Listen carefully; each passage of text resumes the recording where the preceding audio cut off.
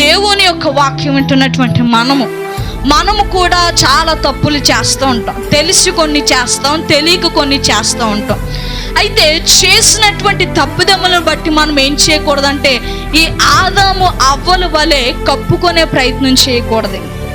రెండవదిగా ఏం చేయకూడదంటే ఒకరినొకరు నువ్వు అలా చేసావు కదా, ఎలా చేసావు కదా, వాళ్ళ వలన వీళ్ళ వలన నేనేం చేశానంటే తప్పు చేశాను అని సమర్థించుకునే ప్రయత్నం చేయకూడదు.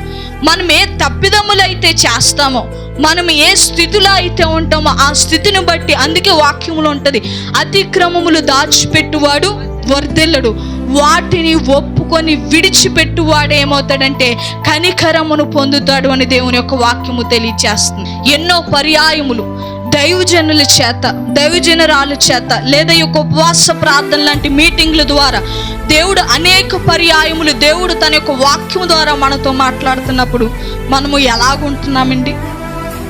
మన యొక్క స్థితిగతులు అనేవి మారుతున్నాయా? మన యొక్క పరిస్థితులు అనేవి మారుతున్నాయా? ఎందుకు మారట్లేదు అని అంటే గనక వినినటువంటి వాక్యమును బట్టి మనం మన యొక్క జీవన విధాన్ని ఏం చేసుకోలేకపోతున్నాం అంటే సరి చేసుకోలేకపోతున్నాం.